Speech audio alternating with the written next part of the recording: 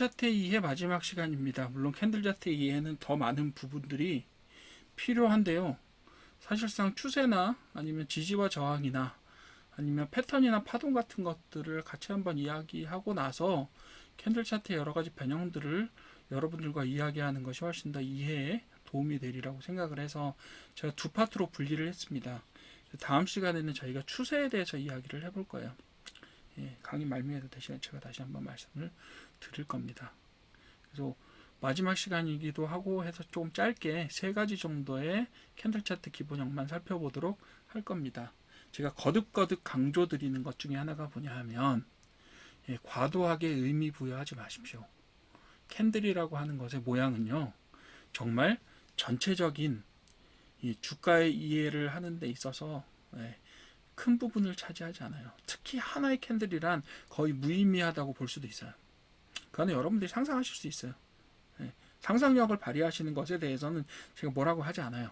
하지만 과도한 이해, 이 안에서 매도 세력과 매수 세력이 싸워서 누가 이겼다, 이런 식의 설명들을 하는 영역들이 있는데요. 저는 그거는 개인적으로 반대입니다. 왜냐하면요, 그런 식의 결론을 내시려면 굉장히 여러 가지 전제들이 필요해요. 일단 매수세라는 어떤 통합적인 뭐라 그러죠?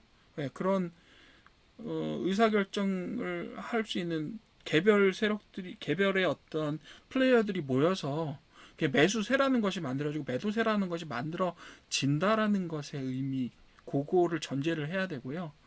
전제를 해야 되고 굉장히 여러 가지의 경우의 수를 전제를 해야 결국 그런 형태의 해석이 가능하다라는 것들이 많기 때문에요. 여러분들은 어떻게 해석하시냐면 그냥 단순하게 해석하십시오. 자, 이 차트 하나는요, 시가, 종가, 고가, 저가를 나타내는 그냥 하나의 상징물일 뿐입니다. 심지어 300년부터도 이걸 만들 수 있었던 하나의 그림이에요. 그죠? 그러니까 되게 많은 의미를 담을 수도 없고요. 그렇게 해석해도 안 됩니다. 제가 그 데이터 시각화를 학생들한테 가르치거나 아니면 재직자분들한테도 가르쳐요. 여러분들하고 똑같이 직장 다니시는 분들한테도 제가 뭘 가르쳐요? 빅데이터 시각화 가르칩니다. 그때도 제가 드리는 말씀이 이거예요. 많이 담을 수 있다. 하지만 너무 많이 담으면 정보의 과다가 돼서 해석이 어렵기 때문에 가장 적절하고 직관적으로 보일 수 있는 부분들에 대한 데이터만 하나의 차트에 담도록 하십시오. 대신에 해석할 때도 그것은 마찬가지입니다. 라고 말씀을 드려요. 하나의 데이터에 대해서 너무 과도한 해석하지 하지 마시라고 이렇게 말씀드려요. 주식에는 마치 이게 주식이 물론 생물이다 이런 얘기들을 그런 부연 설명들을 하시면서 여기에 굉장히 많은 의미 부여를 하세요. 하나의 차트에다가 그거 아닙니다. 단언할 수 있어요. 그렇게 해석하지 마시고 정확하게 이 안에 어떤 의미들이 가능할지 정도만 살짝 넣어서 해석하실 수 있어요. 그것을 보고 제가 상상력을 발휘하는 부분들이다 라고 말씀드리는 거예요. 어떤 일이 일어날 수는 있겠죠. 그렇지만 어떤 일이 일어나는지는 몰라요. 그게 바로 봉 하나의 의미입니다. 자, 별형은 어떤 거냐면 짧은 몸통과 짧은 위아래 수렴의 모양을 가지는 캔들이에요. 한마디로 작은 캔들이죠. 그래서 얘 같은 경우는 어떠냐면 주로 중간에 나타나요. 큰 변화의 중간에 나타나서 그냥 이렇게 시간은 이때보다 특별한 의미는 없어요. 거래량도 거의 많이 수반하지 않는 경우들도 많아요. 그렇다고 해서 짧은 별형 캔들에서 거래량 변화가 없다 혹은 거래량이 작다라고 단언할 수 없어요. 왜? 여러 가지 측면들이 있으니까요. 여러 가지 측면들이 있고 강한 확신이 들어서 여기에서 예를 들면 갭이 강하게 발생하고 별형 모양이 나타나고 별형 모양이 나타나고 시장이 전부 다 이것이 오른다 혹은 떨어진다에 거의 동의하고 있어. 그렇죠? 가격 변화도 크지 않아. 그렇다면 이거 별형으로 나타날 수도 있죠. 거래량이 큼에도 불구하고. 그렇지만 거래량이 크다는 얘기는 뭐예요? 사람들이 이게 많이 올라갈 거를 기대하거나 아니면 떨어질 거라고 기대해서 손절하거나, 그렇죠? 그런 경우들을 나타내는 경우가 많잖아요. 그러니까 대개의 경우는 거래량을 많이 수반하지 않는 경우들이 많다. 그죠? 제가 이렇게 세서 그 케이스들을 전체를 다 세서 일본간, 주본간 이런 식으로 해서 세서 제가 가능성을 말씀드리지는 않지만 경험상 그렇게 말씀드릴 수 있다라고 얘기하는 거죠. 자, 장중에 작은 가격 변화를 나타내는 모양을 나타내면 시장의 균형에 큰 변화를 미치는 연동연이 보이지 않을 때 주로 나타난다. 그거죠. 서로 의견이 비슷해. 그러면 별로, 그죠? 서로 의견이 비슷해요. 이만큼 올라가면 경우 뭐 그럴 경우가 많지는 않죠. 그렇지만 그런 경우. 그 다음에 가격의 변화가 크지 않고 상하방 압력 모두가 작은 경우가 많아서 대부분의 거래량 감소와 함께 나타난다. 작은 거래량과 함께 나타난다. 이렇게 볼 수 있죠. 그리고 고점과 저점에서 자주 나타나고요. 상승이나 하락 추세의 중간에 나타나는 경우에 뭐예요? 잠깐 쉬었다가는 휴지기에 나타났다 추세를 지속시키는 역할을 하기도 합니다. 즉 이것도 위치나 추세나 이런 것에 따라서 어느 위치에 있느냐 아니면 어떤 추세 속에 있느냐 고점이냐 저점이냐 아니면 중간에 오르는 추세나 내리는 추세냐 뭐 이런 것에 따라 각각 다르게 해석될 수 있고요. 아까 말씀드렸던 대로 지수가 지금 지수나 시황이 어떠냐 얘가 과연 테마에 어떤 테마에 들어갔느냐 안 들어가 있느냐 뭐 이런 것들 그리고 전체적으로 뭐다 거시가 어떻게 작용하고 있느냐 이 주식의 크기가 얼마나 큰 크기냐 즉 시총이 얼마나 되느냐 재무적인 평가가 어떻게 되느냐 그리고 얘가 신생이냐 아니면 되게 오래된 주식이냐 이거에 따라 달라지고 또 어떤 경우도 있어요. 예를 들면 그런 것도 있죠. 이 주식이 품절주 소위 품절주라고 하는 유통 주식량이 비율이 아주 적은 주식이냐 큰 주식량에 따라서도 이 별형이 나타났을 때 이게 의미가 각각 다 달라져요. 그렇죠? 그렇게 해석하셔야 돼요. 그렇게 보시면 되겠고 첫 번째가 말이 길었죠. 두 번째 할게요. 빨리 끝내려고 했는데. 자, 첫 번째로 이제 우리가 의미부여를 많이 하는 망치형입니다. 짧은 몸통과 긴 아랫꼬리로 나타나고요.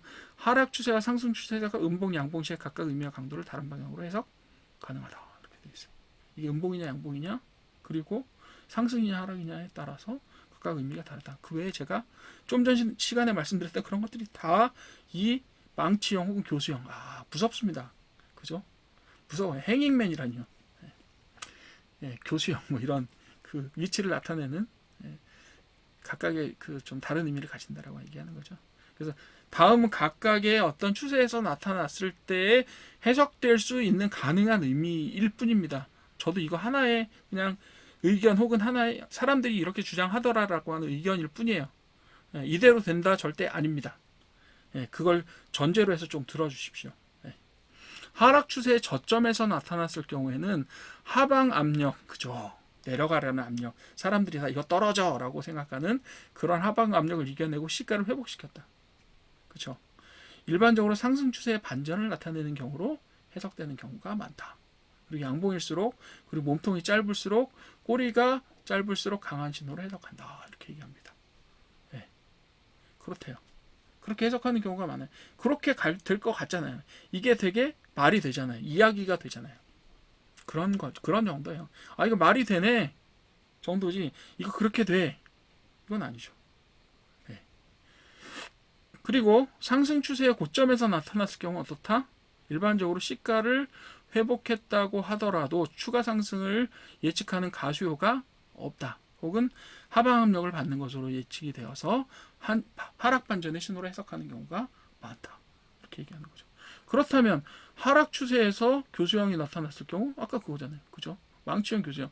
이 망치형 교수형은 사실 제가 두 개로 그림을 그리긴 했지만 양봉이든 음봉이든 큰 차이는 없다. 단지 양봉이면 좀 신호가 강하다. 뭐 이런 식으로 해석되는 경우들이 많다라는 상상력을 발휘할 수 있다입니다. 그죠? 이거 각각 이거 하나로는 큰 의미는 없어요. 하지만 저렇게 해석할 수도 있다라는 정도로 알아두시면 되겠습니다. 이거 하나로는 단언하지 못해요. 다음은 반대형 나타나겠죠. 여러분들이 좋아하시는 영망치형입니다. 영망치형 혹은 유성형이라고 부르죠. 리버스 해머 혹은 슈팅스타라고 부릅니다. 하늘에서 마치 꼬리를 길게 끌고 떨어지는 슈팅스타. 제가 베스킨 라빈스의 슈팅스타 좋아합니다만 어쨌든 그런 거예요. 유성형이라고 부르죠. 자, 짧은 몸통과 긴 윗꼬리로 나타나며 망치형과 마찬가지로 하락 추세와 상승 추세에서 음봉, 양봉씩 각각 의미와 강도를 다른 방향으로 해석할 수 있다. 이렇게 이야기합니다. 이 얘기는 뭐예요? 저는 이거 볼 때마다 무슨 뜻으로 생각하는지 아세요? 해석될 수 있는 여지가 참 많아서 여기저기 갖다 붙이기 좋겠다. 어떻게 해석해도 다 먹히겠네. 그죠? 그렇게 해석합니다. 그래서 뭐 하락 추세의 바닥에서 나타난 경우라고 얘기하잖아요. 아까 보셨던 좀 전에 보셨던 이것도 마찬가지예요. 하락 추세의 저점에서 나타났다. 상승 추세의 고점에서 나타났다. 이렇게 되는 거죠. 자, 여기서도 하락 추세 저점이라고 안 쓰고 제가 똑같은 말씀 쓰는 거 싫어해서 바닥에서 나타났다라고 썼는데, 이거 무슨 얘기예요, 결국은? 여러분들 지금 중간에 영망치형 나타났다고 해서 이게 하락 추세 바닥이라고 이야기할 수 있어요, 없어요? 바닥이라는 거 알고 있는 사람 있습니까? 예. 그러신 분은 이미 돈을 많이 버셨어야 돼요. 왜요? 바닥이라는 거 알고 있잖아요. 앞으로 올라갈 텐데. 시간만 좀 기다리면 올라갈 텐데. 그럼 여러분들은 벌써 성공하셨어야죠. 근데 바닥이라는 건요, 그러니까 사후에 해석하지 않으면 이게 바닥이었는지 아닌지는 해석할 수 있는 여지가 없어요. 아무도 알 수가 없어요. 이게 바닥이다 아니다. 그렇기 때문에 하락 추세의 바닥에서 나타난 경우 갖다 붙일 수 있다는 얘기인 거예요.